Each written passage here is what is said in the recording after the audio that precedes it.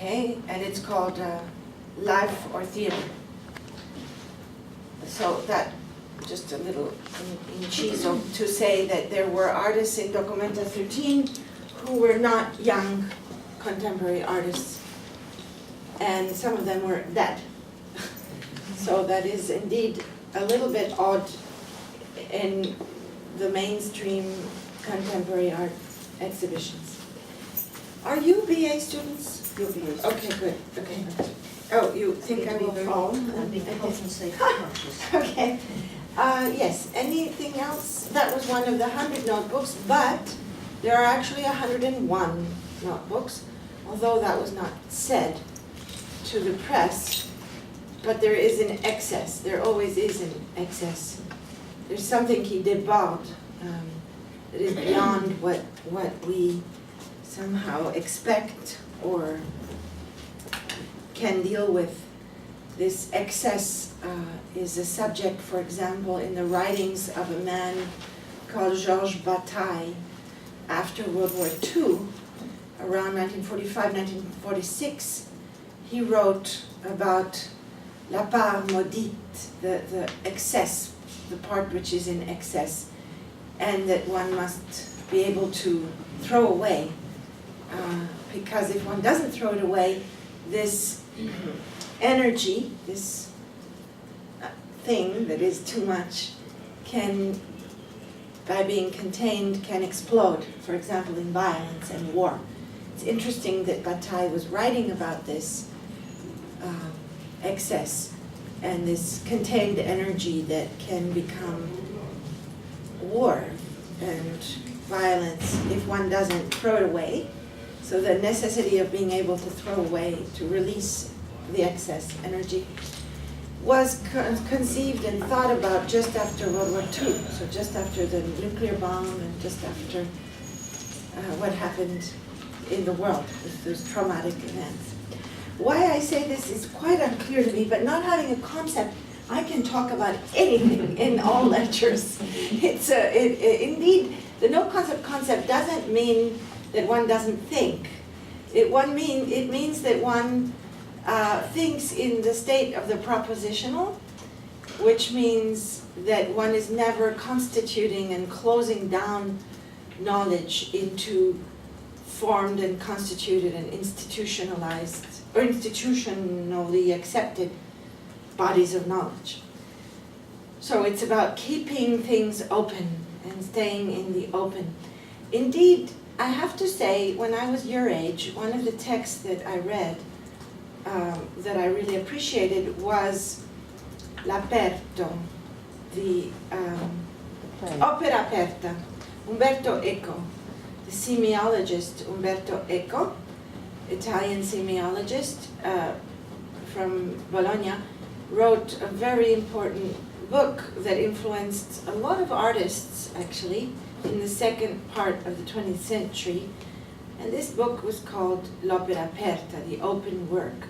He was looking at John Cage, amongst other artists, in this work.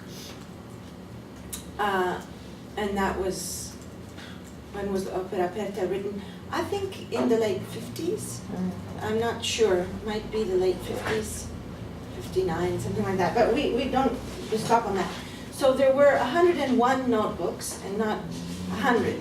These notebooks were of 3 different sizes and of many colors. Somehow they were an excess to the book of books, the logbook and the guidebook, which form the main part of the publications.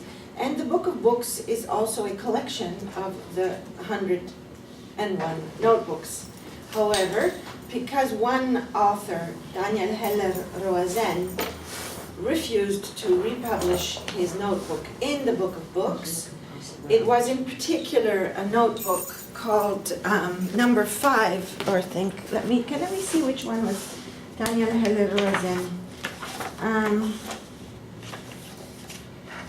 No, it was not. Daniel Heller-Roazen is a very interesting young intellectual who teaches Italian literature at Princeton, I believe. And he is also the main translator into English and also friend of Giorgio Agamben. And Griselda Pollux is number 28, by the way.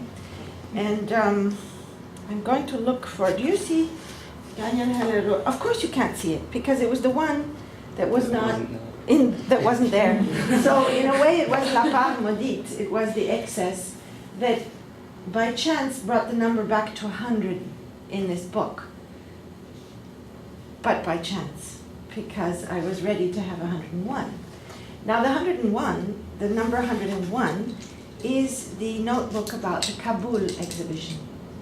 So the Kabul exhibition, which was an exhibition seen by 40,000 people in Kabul, was however not seen by the viewers of the contemporary art world in the Western world, because they were not allowed to go, because you cannot get a visa by the Afghan government as a tourist to go visit Afghanistan currently.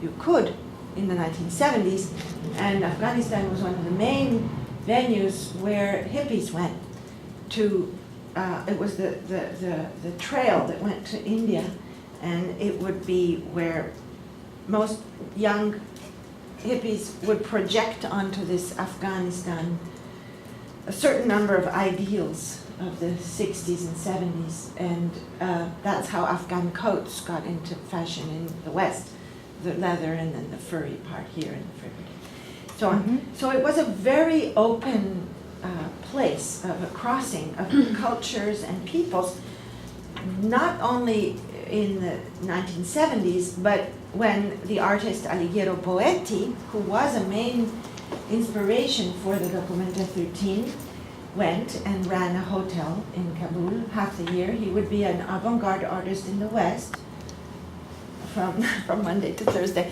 6 months a year, and then 6 months a year he would be in a suit running a hotel in Kabul.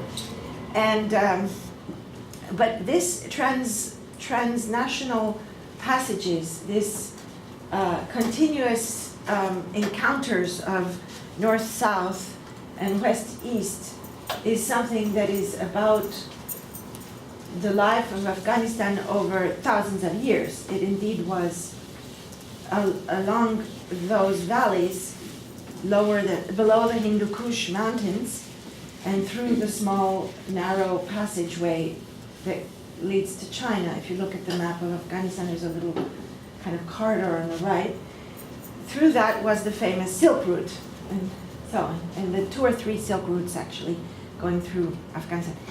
Anyway, that number 101 is somehow the ghost exhibition to the exhibition in Kassel, or the exhibition in Kassel is the ghostly other of the exhibition in Kabul.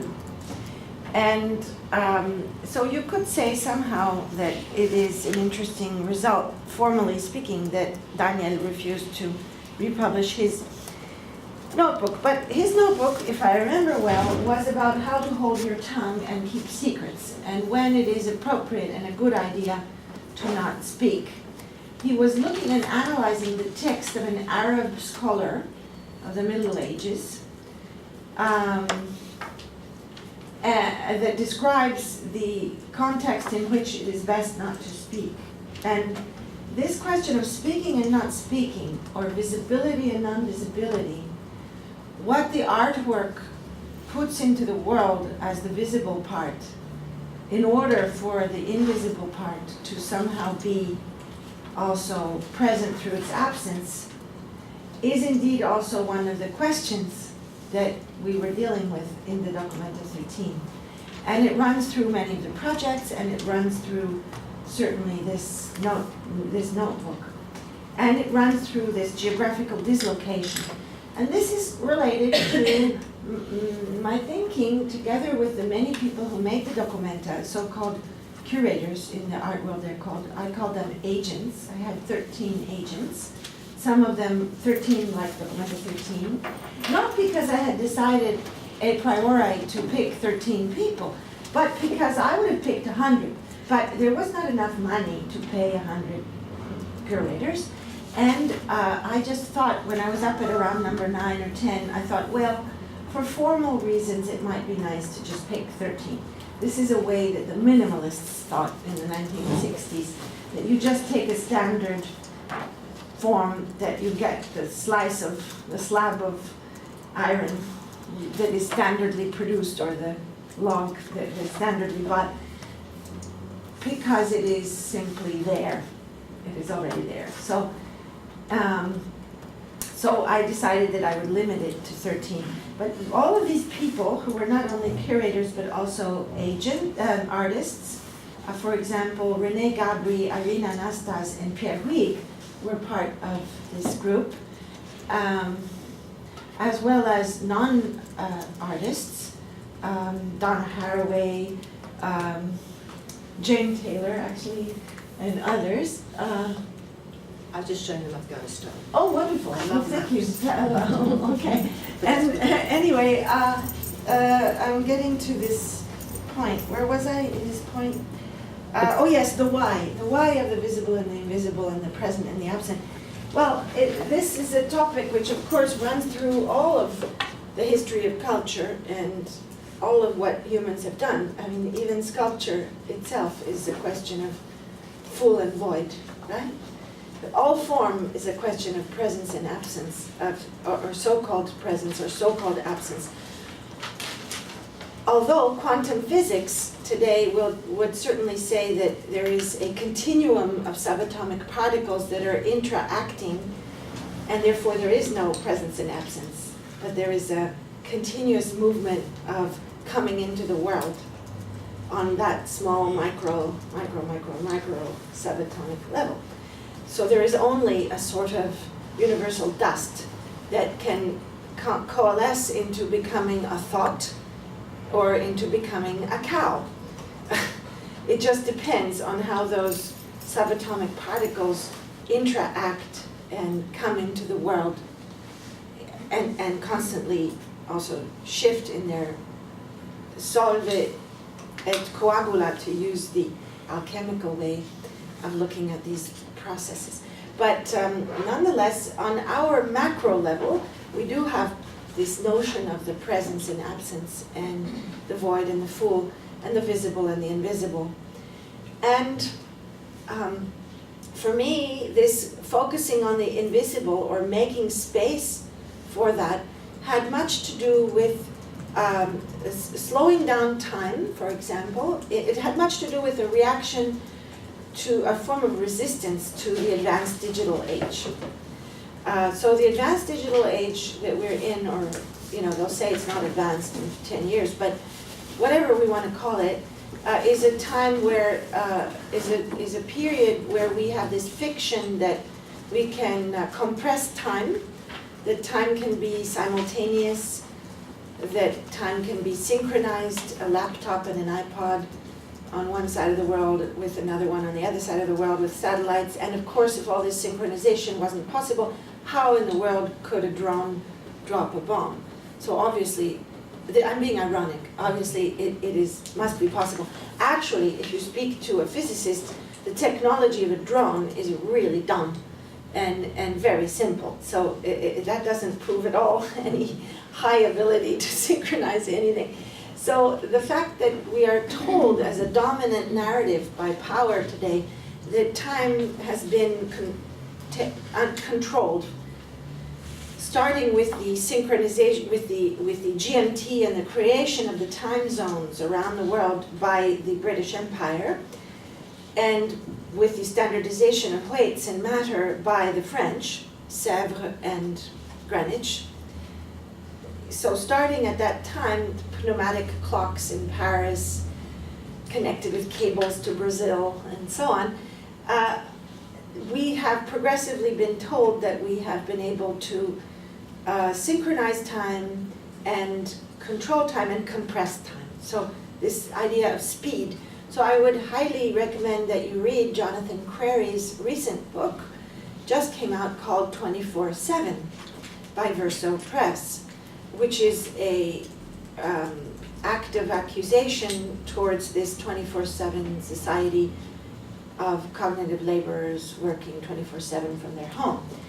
Anyway, so one reason for the creation of the gaps is to slow down time. to make this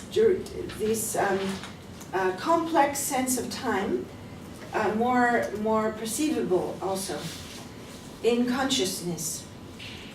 The time it takes to go to Alexandria, or the time it takes in Kassel to get from one venue to another, because even in Kassel the exhibition was distributed over many, many spaces. Time speeding up, time slowing down, different senses of time. The shaping of time and our experience of time as a way to usher in a sense of space. So space is being constructed by the articulation and the shaping of time, was one of the motivations and consequences of thinking about our sense of time in this era. The other motivation for the invisibility or visibility question is, of course, the fact that not only has the private become public in a way opposite to what traditional feminist thinking meant by the breaking down of the boundaries between the private and the public. It has become what is usually called a biopolitical form of life, where our bodies and everything in our bodies and our minds are also the terrain of political control. That's a discourse that's an analysis of this total publicness, in a way, in its description as a form of exercise of power that Michel Foucault started to do, I guess, in the late 60s, but that has been furthered by many, many writers, including the Giorgio Agamben that I mentioned in many texts, on the question of the state of exception and the collapse of democracy through these forms of biopolitical power. So, in this universe of Facebook and YouTube and smartphones, where children at a small age are already putting up pictures the same day and communicating all the time, putting everything out into this, everything is out, everything is visible, it seemed interesting to put a few pieces of wood in the wheels of this and interrupt that flow, that global flow of images and communications into this kind of dialectic, not really dialectic because it's not two poles in relation, but this plurilectic relationship between presence, visibility, and invisibility. Okay, so now, as usual, Griselda, I've gone off on a tangent, and it's 5 minutes to 10, and I've only reacted to one comment about the dOCUMENTA, which is that there were publications. And this brought us to this conversation. So what you see by this conversation is my method, which is what it is to be in the state of the propositional means that you are with people and they react and you react, and there is a kind of a jazz. It's like jazz, or jamming. It's like an improvisation. The improvisational method, which is not the same as a relativist method. Relativist is you give equal amount of time to everything and everything goes. And there you're like flattening all ethics, in a way, in this overarching ethic of accepting everything. And everything has to be democratically put in the same amount of space and in the same amount of time, which is actually the opposite of democracy. It's populism, and it's flattening of all emotion, knowledge, belief. So that is not the method. The method of the propositional is to let certain things expand and become other things. So it's much more like a river running down from the mountains to the sea, and then spiraling on itself, going back to those same topics a day later, 3 days later, keeping them on the desktop, to use a digital metaphor, and going back to them over and over and over again from different slants. So, something you know, but we don't know what it is you know about the dOCUMENTA. So, does anyone else know anything else about dOCUMENTA 13? Yes? There are 4 conditions related to each of the locations. Yes. Indeed, I didn't call them, did I call them conditions or positions? Positions. I think Conditions. I think I meant position. I think you said positions. If I said conditions to you, that was right. Positions. Okay, Yeah, that's a very, or- but no, that's I didn't- okay. maybe I I mean, did say the two are condition. very close right. in a way. By the way, what I'm going to do now is just put the person who did the books with me, Bettina, on the screen because it changes the picture here. Should we turn this big light out? Or Yep, I can so do you that. should I do it from here? No, it's this strange lowering the lights. This is Bettina Funk, and that is my dog Darcy.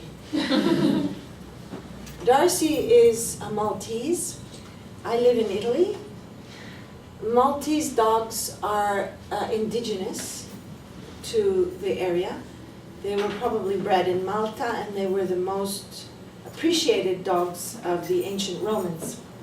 Also painted in many paintings by painters of the southern Mediterranean region, in particular Goya, painted various paintings with a small Maltese. And Bettina is Bettina Funk, head of publications, and she's there working, as you can see by looking at the pages, with a notebook on the book of books, which brings together all of the notebooks. And I think this picture is interesting because she's using a notebook, of course, to jot down her notes. And a notebook is by nature in the state of the propositional. We jot down, like you are doing now, what you think might be useful in the future. But at the same time, it is in a fragile state because you are thinking that you might forget it, that you can't record it automatically in your consciousness. Therefore, it's both a sign of some form of wanting to, it's like a futur antérieur, a past, it's a past for a future that you're building. So again, this back and forth in time and this awareness of the fragility of knowledge and the question of memory in what we write down and what we don't write down. So let's keep her there. Where were we talking about? The 4 positions. Okay, so a position implies your body in a certain shape and direction and orientation and relationship with gravity. And a condition is very similar, but it is something that you are in a way, not necessarily something that you take on as a position, although they're very similar. But the first one is more physical description and related to the so-called physical world, and the other somehow usually we associate with something more mental, or also physical, but in the sense of an illness, a condition, like having tuberculosis or something. But when it's mental, you're under a certain influence, under a certain condition. A condition also limits a consequence in the physical world. So under certain conditions, water boils at such a temperature. Under other conditions, it doesn't. So it's also defined as some form of limitation of the gamut of the reasons for which something can happen. So I didn't exactly use condition, but it is a condition also. But the 4 positions indeed, well, to be totally honest, to be really totally honest,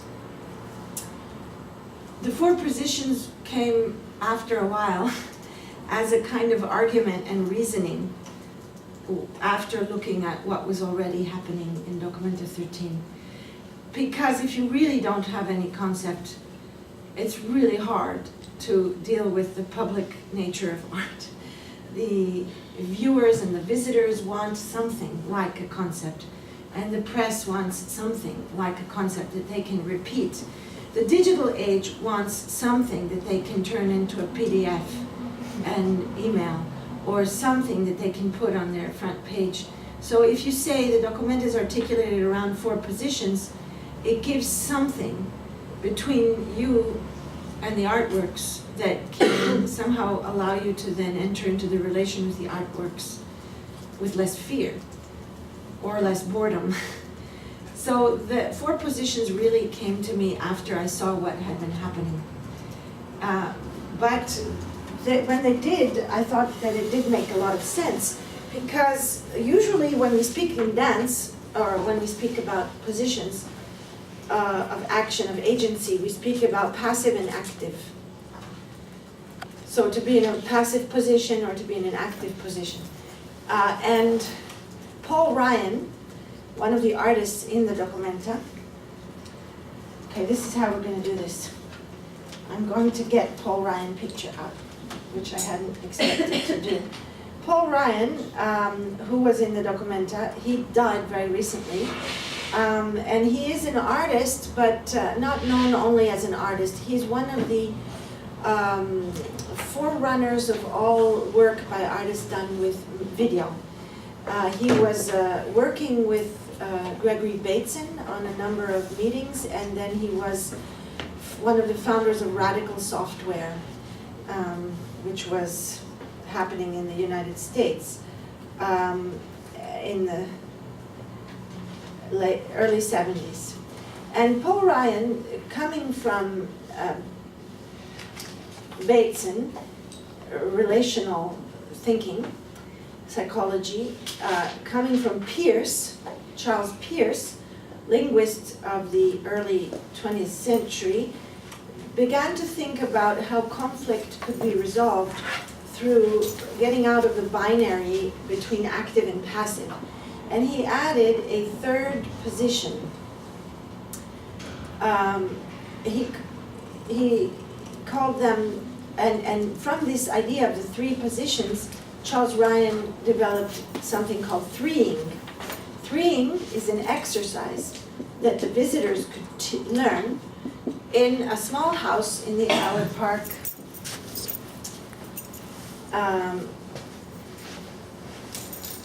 The Howard Park was one of the places where the visitors could go. Here we go, Paul Ryan. This is the little house in the Howard Park. Now the particularity of Documenta 13 in Kassel, as I mentioned, was that there were many venues, and it took time to go from one to the other. One of the main venues was the park, the Baroque Park, Howard Park. And in the park, we positioned about 25 small little houses that were built together with a bioarchitectural company of Germany, Grüne Punkt and another, which reason being that I didn't want to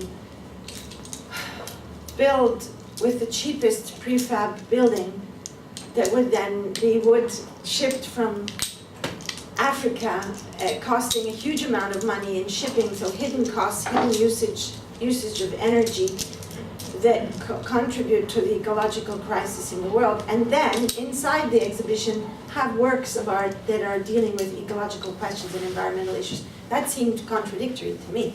So everything that was also in the making of the Documenta had to somehow comply to these principles. So with this company, we made these little houses, and in the case of Paul Ryan and his threeing exercises, we decided to not have walls so that it was transparent and people could come and go during the exhibition. And inside, you see the curtains are open here, but when the threeing would occur, you see groups doing it, threeing, here we are, threeing.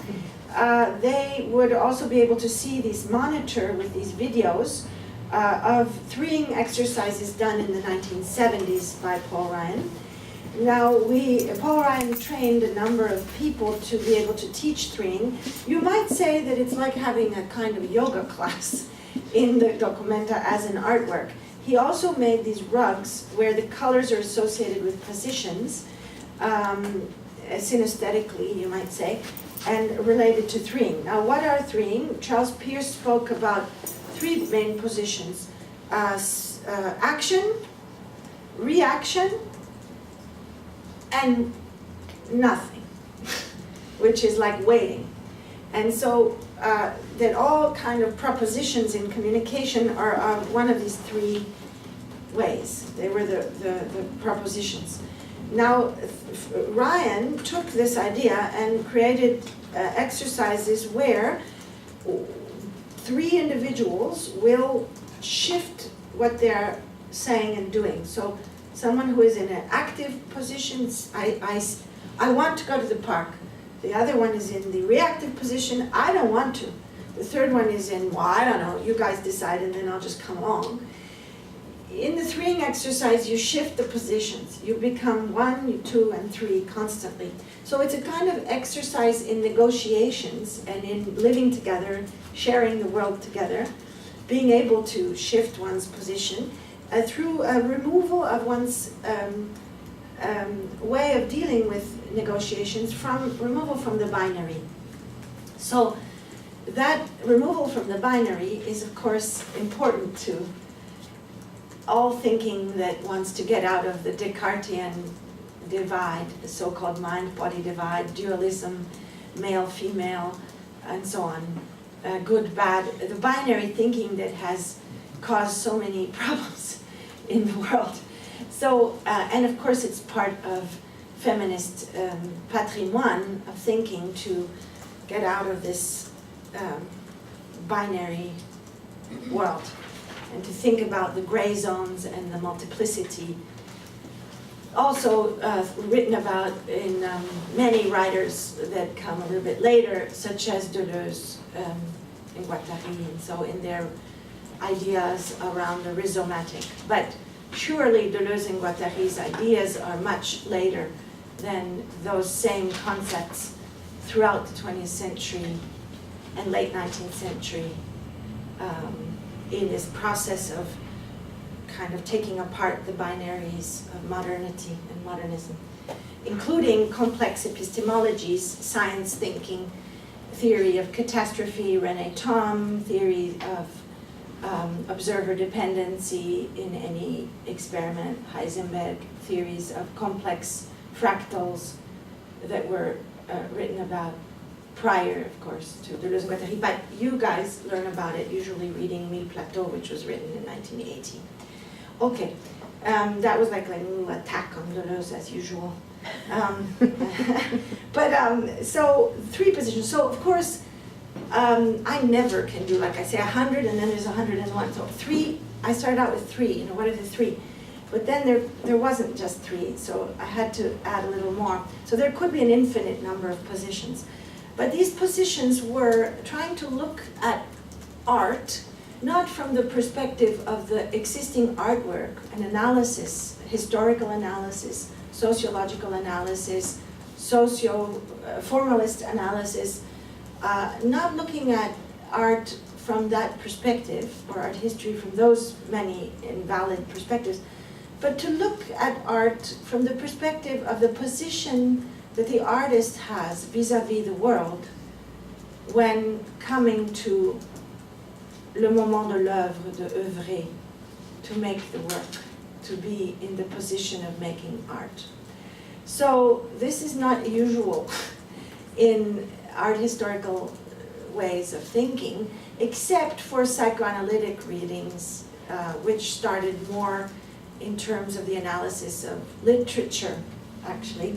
They were very early psychoanalytic readings of Racine and Shakespeare and so on, and then kind of went into the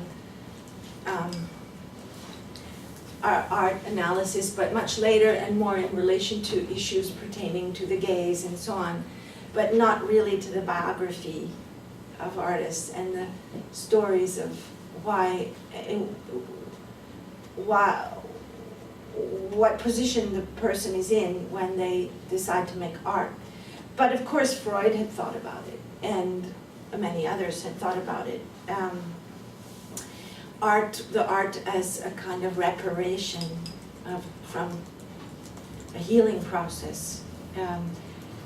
I'm not an expert in any of this, but you can read Melanie Klein and others who have thought about that question, but Freud himself saw art as a sublimation of impulses, so a kind of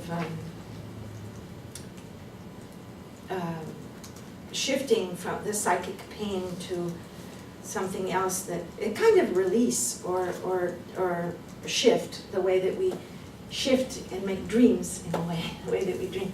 So that wasn't what I was thinking about. I wasn't in, these positions were not so much a question of psychoanalytic, subconscious motivations for art, but more the position of the subject in the world, vis-a-vis the world. So rather conscious in a way, or of which one is aware in a way, a bit aware. So it's much closer to a kind of biographical reading of art, and indeed, which is very unfashionable. And indeed, one of the most important books for me when I was your age, and I really urge you to read it, is Vasari, Giorgio Vasari, one of the humanists.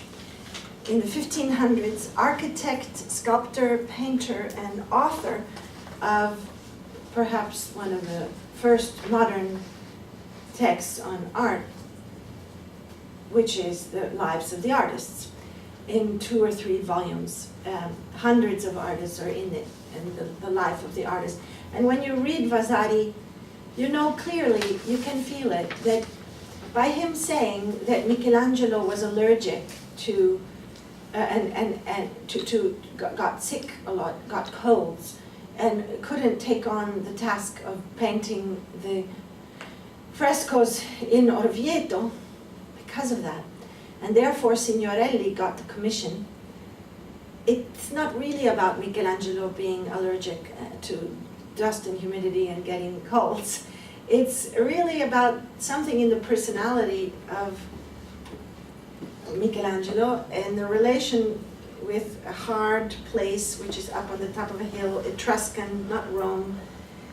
The reasons why Michelangelo gives up this commission are somehow alluded to through small biographical questions that are there. And thank goodness Signorelli got it, because there are extraordinary frescoes. And if you look at Signorelli and mannerism, the development of mannerism, and look at the landscape in Orvieto, where it is, the cliffs and so on, these figures that are seen from below, almost as if the architecture is falling on you, means that there's a kind of context-specific and site-specific reason for which Signorelli was very motivated to be in that church and paint those things. So these elements are details, but they're not totally details. So I wanted to look at the positions vis-a-vis the world that an artist has and why they will make art. And the 4 positions that I thought were relevant now, and were relevant amongst the artists that had already been invited, because as I told you, this came after, not before the fact, it came after, were 4. And one is, what does it mean to be on stage? To be in a state of performativity? Well, you have a stage right here. The visitors are on a stage because there are no walls, but it is indeed the age of Facebook, isn't it? And, oh, I don't know what that is. So we are constantly on stage, we are constantly online, we are constantly performing, and the precarious laborer, the precarious subject of multitude being the definition of the mass given by the political philosophers of today associated with autonomia, so Toni Negri, Paolo Virno, and Bifo and whatnot. They speak of multitude as opposed to mass or people or so on. And the subject of multitude is a precarious subject. They don't have a permanent job, they don't have a permanent home, they live in a very nomadic way, because the technology also allows for that, but it is also a consequence of certain conditions of oppression in our society that appear to be freedom but are also oppressive. This is one of the characteristics of subject of multitude is that he or she needs to be in a state of performativity. Because if you're not performing, you're not going to be able to get a new job, you're not going to be able to, you just can't be, you're not allowed to be. So if you withdraw. So performativity. So what does it mean to be on stage? Now, dOCUMENTA is the ultimate stage for an artist, and Castle is the ultimate stage for an artist because it is the most visited periodic art exhibition in the world, and still today is, with 860,000 people visiting it in 100 days. Contemporary art, I'm speaking about. Not museum, I mean, Tate Modern, of course, has a million visitors a year, even more.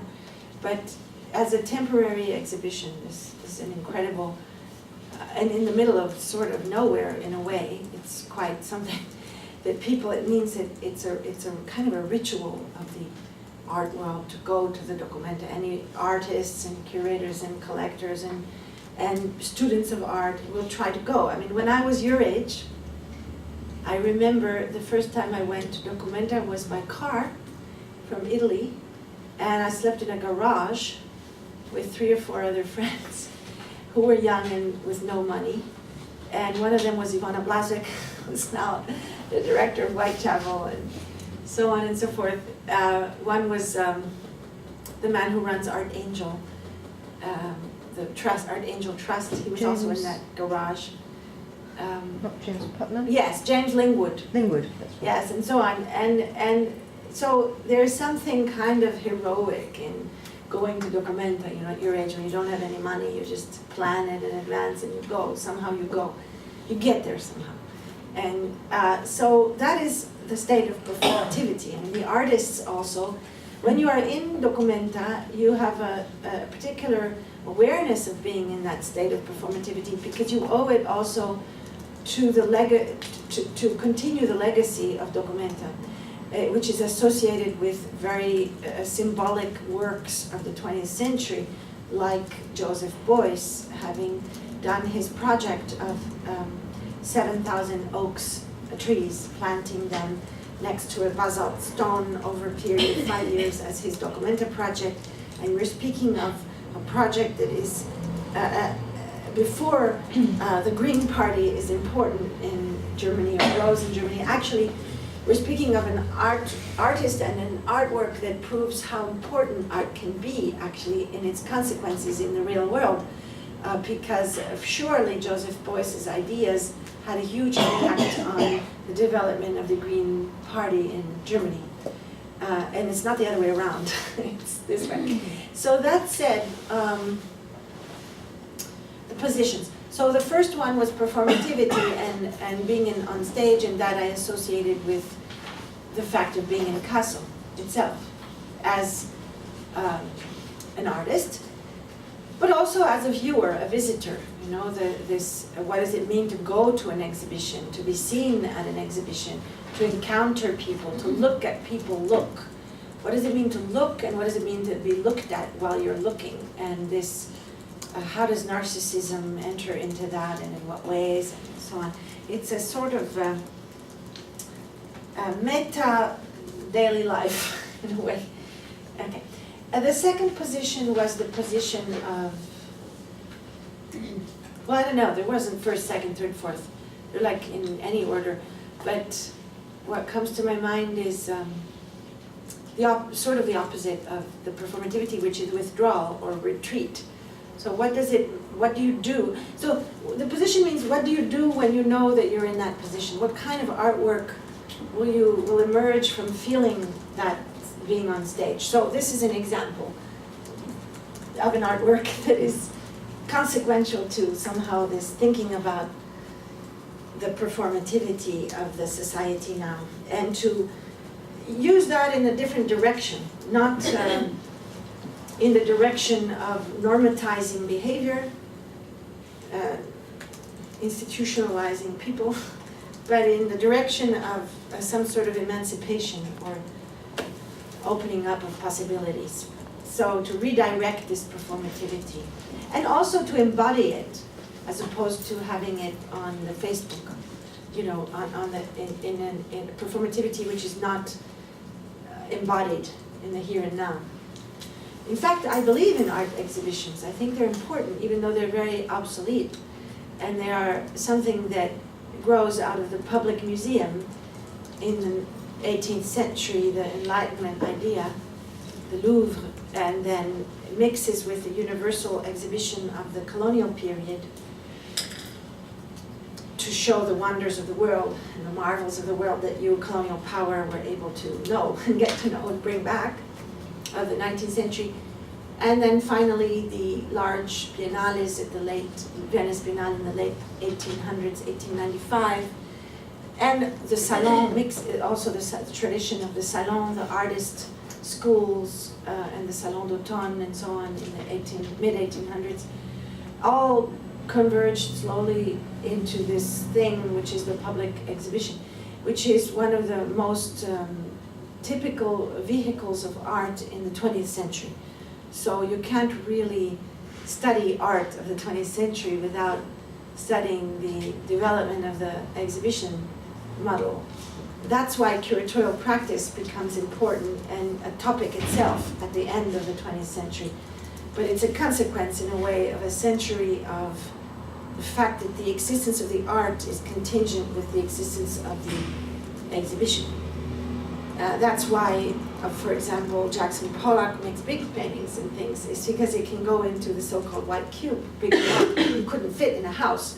So obviously the exhibition itself, and you see it from far, the painting, you can see it from far and come close. So it's created with in mind the exhibition, temporary exhibition. So this object, which we could call the temporary exhibition of the 20th century, is obsolete. In a way, it's obsolete in the digital age, right? Because images circulate, words circulate, information circulates in a different way, primarily today. But what is not obsolete, what is actually sort of avant-garde, is the fact that the exhibition, by being cut out of the public space, what we call the public space, the street, the square, may be one of the few spaces where a sense of publicness, a physical public space, can actually be reconstituted in the sense of the space of the political. Because it's cut out from a public space that has been completely privatized and completely transformed into functional numbers. Like how much money do you earn if you put that advertisement at that street corner? The monetarization and financialization of what used to be the public square, the public space. So this is one reason why it might be avant-garde as opposed to obsolete. And the second reason is the intense aggregation of bodies that occur in the exhibition, which doesn't occur through a normal life of the subject of multitude. One of the other characteristics of the subject in multitude is what's called molecularization. Molecularization, the molecular network, the molecular ways in which people interact in labor today, is you have these molecules that are created by provisional aggregation. For example, I need to make a catalog. I'll have the designer in Milano, the artist in Belfast, the author in New York, the editor in Bombay, and there's this aggregation into a molecule that actually is socially controlled by the fact that the bodies are separated. So they can't go on strike, they can't really talk together. And so it's a depotentiation of the political in this cellule, this cell that produces the work, the labor. So exhibitions, in the way that they actually bring together la foule, not folly, but la foule. The crowd. Crowd, but it's interestingly connected etymologically to folly, I think. And if it isn't, it should be. So, folly and la foule, the crowd, in the fact that the crowd occurs in the exhibition is fragilization of this social structure of multitude by creating these moments of intense aggregation of bodies that through the presence of the artworks and the sharing of the experiences of the artworks together. So why am I saying this? This is like the positions. So retreat. So in a way, an exhibition is a retreat. You know, it's a form of withdrawal from life. Going to an exhibition is a form of withdrawal from, let's call it daily life, whatever that is for that person. And in that sense, you could say that I look at this withdrawal from the daily productive life in a way that is similar but also opposite to the notion of the division of leisure time from work time of modernity, which was a bourgeois idea, you know, the bourgeois idea. I will be working in my office all day and then I'll go to the concert in the evening. That was criticized by the 20th century avant-gardes, this notion of the division between leisure time and work time. Rightly so. Joseph Beuys made a piece of art called Ich kenne kein Weekend. I know no weekends. I don't divide my life into weekends and work week. Rightly so. But right now, when this, not only has the division been broken, but the work life has colonized the leisure life completely, and leisure, even sleep is a business. Like you buy sleeping pills or you buy something to sleep with and so on. Everything is colonized financially. It becomes an interesting act to, within that work time, which has taken over leisure, because leisure is work. We are in a society of prosumers. The consumers are the producers of the culture as well. Everybody has to upload and work a lot, put things on the YouTube and blah, blah, blah. They're like alienated free labor all over the world. To cut out spaces of not leisure, but spaces of sharing multitude is not worthless endeavor, not worthless endeavor in my view. So the art exhibition in itself is itself a form of retreat. But the retreat can also be the retreat from visuality, which this overflow of the global flow of images.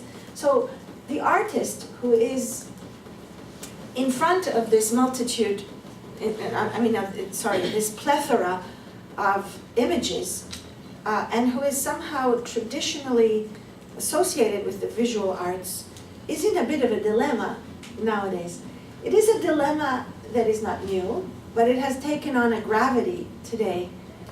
It is the same dilemma of Malevich, who then comes out with the black square in the early 20th century. Or it is the same dilemma of Kandinsky that comes out with abstraction. Why is it the same? Another degree of the same, because they were dealing with the presence of photography, and suddenly this overflow of images and archives, the 19th century archive of photographs for police purposes, to have for scientific purposes, or to normatize society. Everybody has to have their picture taken and identity cards and passports and so on. So suddenly you have this dilemma that the visual artist, what can the visual artist do in this position of overflow of visuality? And in a position of retreat, Malevich makes the black square. So you can see that that is a position from which, you can see that it's interesting to look at how art emerges from the position in which someone is in. So I included in the dOCUMENTA Morandi for this reason, as a historical reference to what you do when you're in a position of retreat. And the Morandi were in the heart of the Fridericianum, called the brain. I called it the brain. It wasn't really a brain, it was just a place. But I called it a brain in a polemical, ironic reference to neuroscience. I'm not interested in neuroscience. I mean, I am very interested in neuroscience, but every time I read neuroscience, I discover that they're discovering hot water, you know, like the most banal things are proven by neuroscientists, first of all. For example, that if you give a person $100 and take it away, there will be pain. If you give them $1,000 and take it away, there's more pain. Okay, so they spend 200,000 euros to prove that in a research project where they do interviews with all these people and all these conditions, and then they write the paper. Of course, thank you very much. You know, I sort of knew that.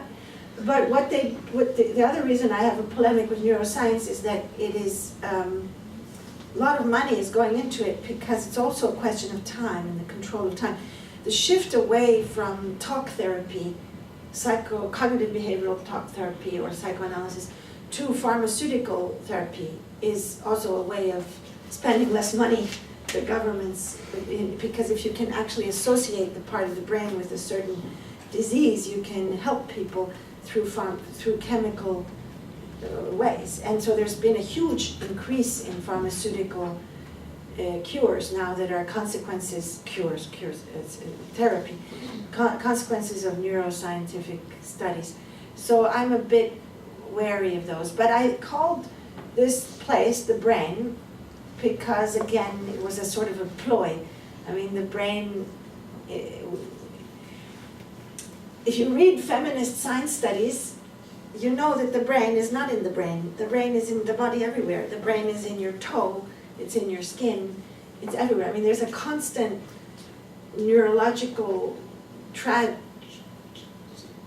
there's something that is, and it isn't even only in your body, it's also in the relations between the elements around you and that body.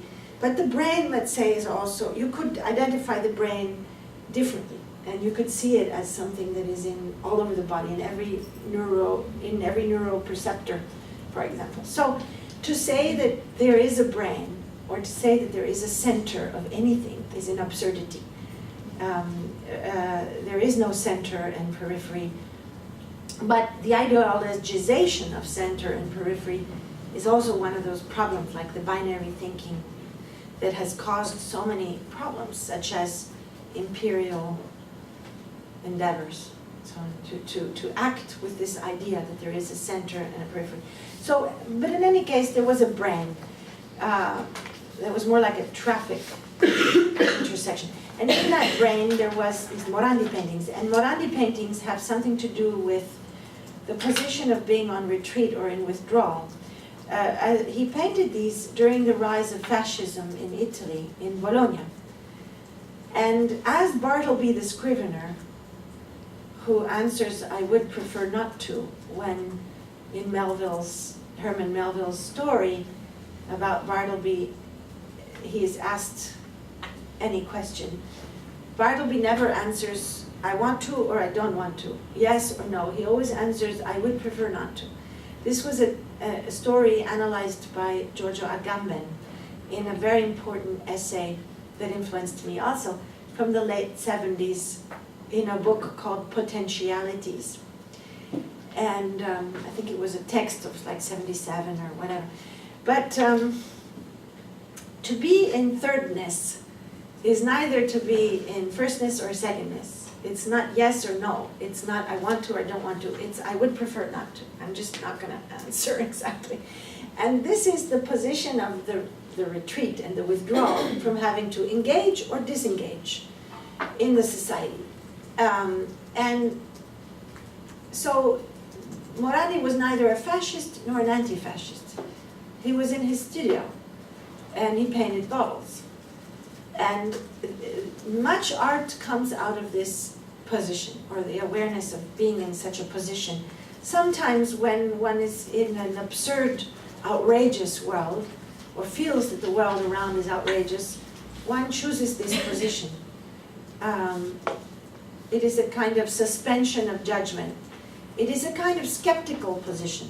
Skepsis meaning to search. Skepsis is not to doubt, it means to search. And so the true skeptic is someone who doesn't find truth, but believes there might be truth, and is committed to searching for that truth, although never finds that truth. And so is in a constant position of searching, in a constant state of the propositional. So in a way, the skeptic is not what daily life tells us is the definition of skeptic. That's just a popularization of the word skeptic. But true skeptical philosophy is extremely interesting to read in antiquity and throughout our times. Perhaps one of the most recent skeptics was Adorno, Theodor Adorno, and in his negative dialectics, he's somehow always questioning his own point of view, so that you can never reach some sort of position of knowledge over. This continuous doubt that Adorno expressed in his writings is one of the contemporary of Morandi.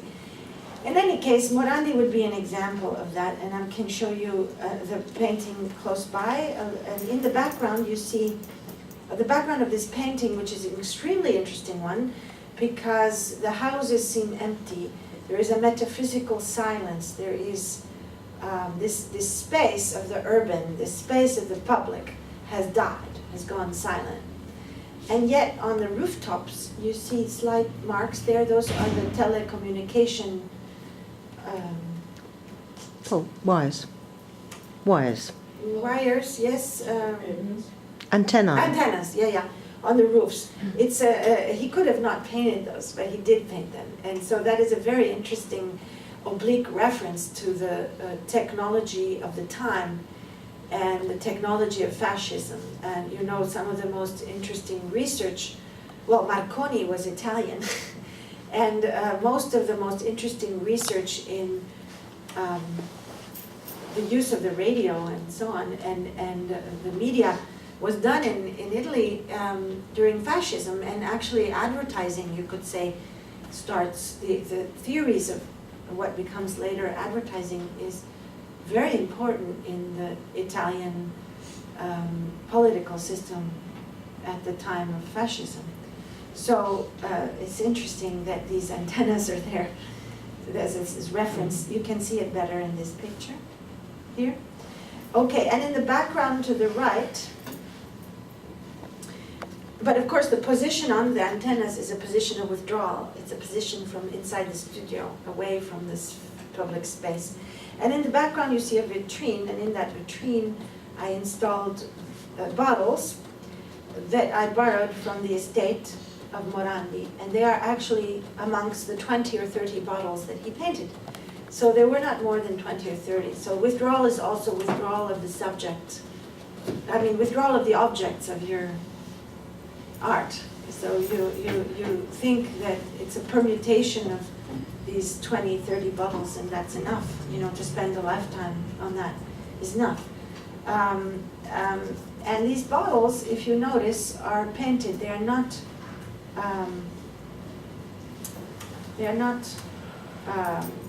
the way that you buy them. I can't seem to, there you go. They are actually painted. So he didn't paint bottles, he painted painted bottles. He painted the bottles and then painted the painted bottles in a kind of mise en abîme of reality at a double remove. I find that always very interesting. Of course, it's functional to being able to paint more easily in that blue paint, the shadows and so on, because you've got an example of how the light falls onto that color, and you can paint it that way. But it is nonetheless a double remove from the act of representation through painting.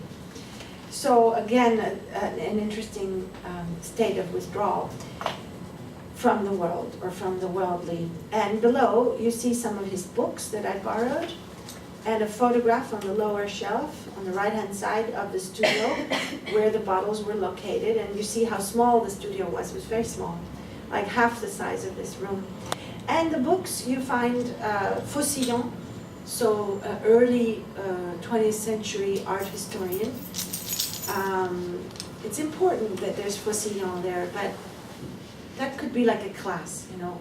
Why did Morandi like reading Faucillon? You know, it's interesting to think about in terms of the way that art history was written and starting to be written by someone like Faucillon before Panofsky and before iconology and what it was that was going on in there. But also you see a book on Chardin. So he was looking at an 18th century painter, French painter of the time of the Revolution, who was not David painting the death of Marat but was a painter who was on retreat in a state of withdrawal, painting the reflection in a bubble, a soap bubble, of the teacup, or no, painting on the teacup the reflection of the scene of the room around it, or painting on the bubble just before the bubble will explode in the marvelous painting of Chardin. So what does it mean to be painting that fragile moment of the bubble before it explodes, while around you is the French Revolution? You know, it's, and of course you could see it as a very conservative act, or you could see it as a very radical act and gesture. We can think about that. Sometimes the most apparently politically radical works are the least politically radical sometimes.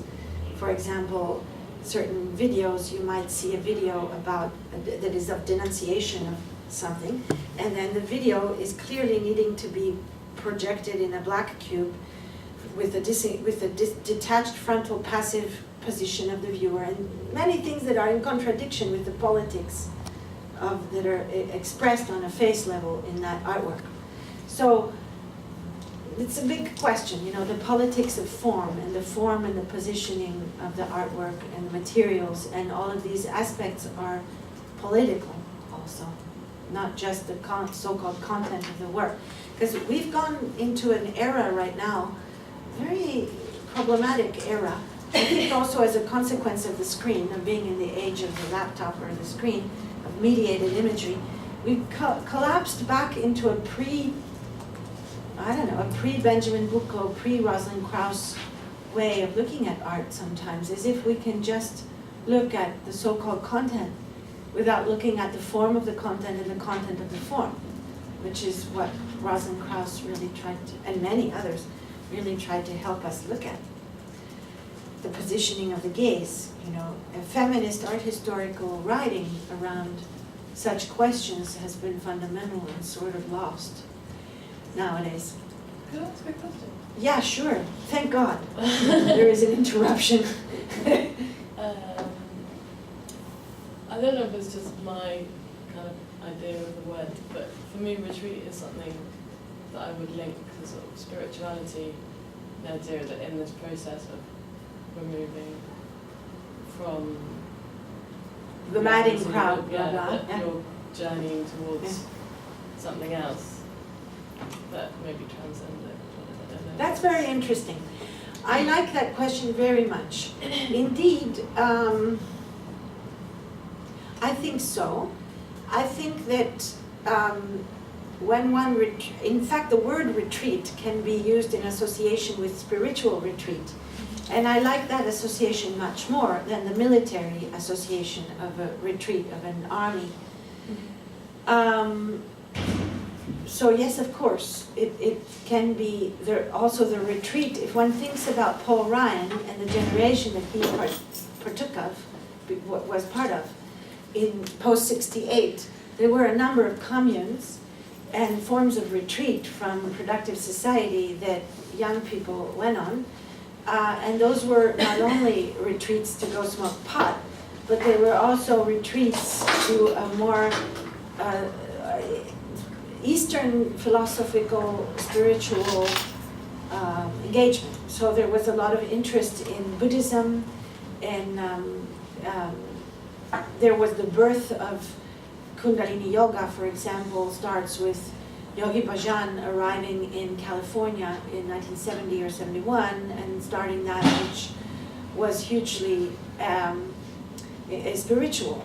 And so there was a kind of return to the fascination with the spiritual that had characterized the earliest artistic communes, such as the Monte Verita commune, founded in 1900 or so near Ascona in Switzerland by a bunch of artists and theosophists and anthroposophy. And indeed, you could say that the theosophists of the 19th century who were anti-positivists, anti-realists, let's say, Madame Blavatsky, and then Gurdjieff, and all of the work around ghosts and the invisible, and that were ushered in at the time also of the birth of photography. Because if photography is the registering on a paper of the refraction of light of an object, which is what it is, sensitized on due to the relationship between light and silver nitrate. So the question of the ghostly, or what is not photographed, you know, the hidden photograph, the photograph of the invisible, of course, was born at the same time as this face photography. You know, what is the photograph of the absent object, of the shadow of the object, of the aura. So all of this did indeed relate, I think, to moments of so-called retreat and withdrawal of intellectuals from productive positivistic modernity throughout it, of course, spiritual. And it's interesting to note that, for example, Donna Haraway, who was one of the advisors to my dOCUMENTA, and a great inspiration for me, I will eternally be grateful for everything she's written and done. She was raised as a Catholic, you know. She had a religious background, and often she speaks. She's not. I mean, she went into her whole. She became a biologist and studied biology, and then taught theory of consciousness or whatever you want to call it, and so on. But she mentioned to me a couple of years ago, actually, how that we shouldn't ignore this need of the spiritual that people have. Maybe not only people, you know, maybe also not people, maybe also Darcy. Because one of the big problems of the traditional left and the history of the left, because of course of institutionalized religion. Religion is the opium of the masses, Marx, because of this, there was a disengagement from the question of the spiritual and what goes beyond just the daily material life, which you can't avoid because it's intrinsic to human nature and maybe other nature to have this sense of what is beyond the self.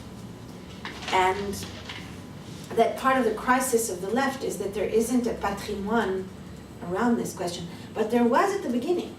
If you think about Rousseau and the first, call them revolutionaries or lay thinkers of society and building new societies, there always was this kind of sense of what would bind society, and they spoke of a kind of pantheism, a God that was in everything.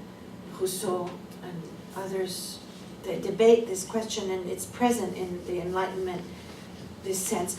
There is a very interesting book that you might read about that just came out by a man called Shearer, Shearer, and it's called The Faith of the Faithless.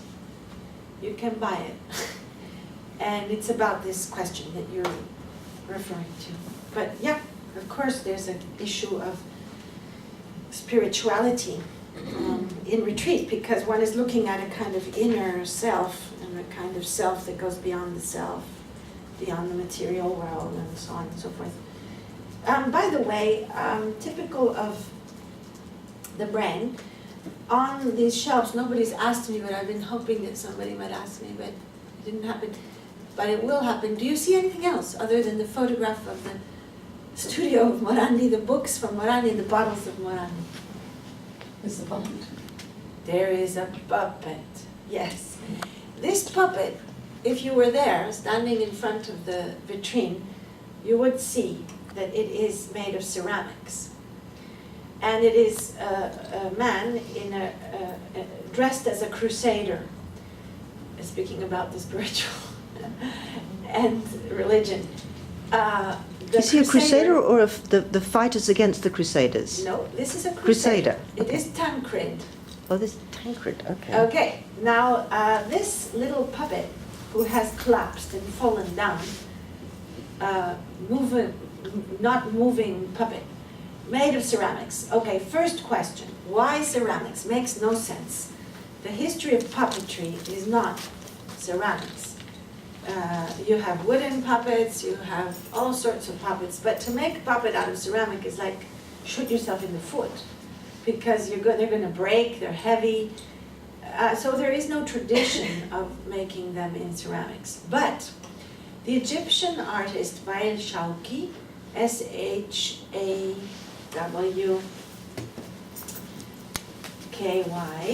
made for the Documenta a piece that it was an installation, a parcours through 3 blue rooms with, speaking about the politics of form and so on. There was a rattan rug in those rooms. Rattan is material that went out of Egypt and into Egypt through, and I can't remember right now, but very well, I should study this to remember, but it was explained to me by Wael Shawki. It has a symbolic relationship with the whole Arab-Palestinian question right now, because this gate, or the border between Egypt and Israel that had been opened at a certain time was called, or somehow the Rattan gate or something, because it was a way that this material was traveling. But that's just a detail, because we were talking about video installations and how they're made and what they're made, and the relationship between the floor and the second room, between the first films and the second films, was this room that had the decor that was used in the videos as well, so that the viewer was somehow inside and outside of this projection, before and after this projection. The windows were colored with glass that referred to certain scenes that are recounted in the videos. But anyway, what I want, we're not analyzing this work, but you see on the left this nose. This is Arab fighter against the Crusaders. Part of the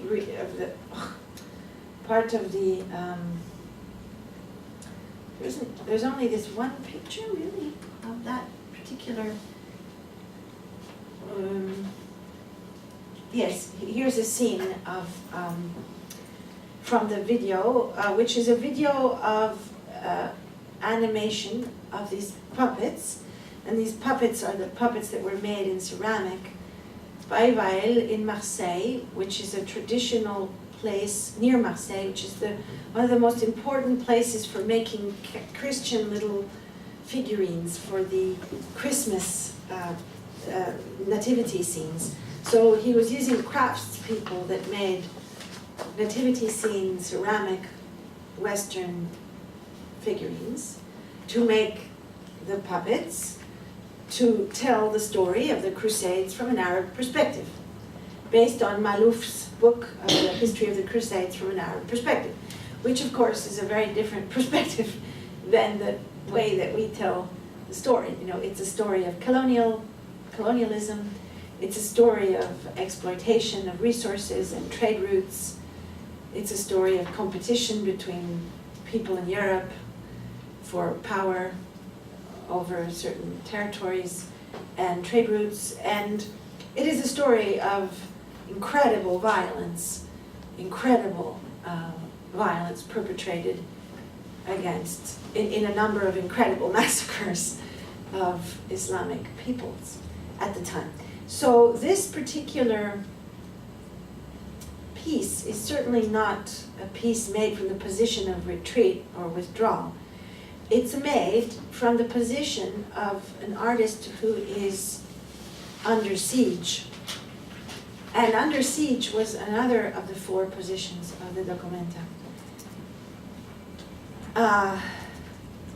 Wael was also in Tahrir Square and very much involved in the political uprisings of the Arab Spring shortly before the documenta happened, and he wasn't really working on the piece at the time, and I couldn't get him on the phone, and he was he's very committed to what's going on, and it was a very difficult time, and it is still continues to be a very complex time in Egypt now, with the transition to hopefully what might be a transformation towards a better society, but going through a complex moment now with the military power, the problems with the Islamic fundamentalists who were ousted from power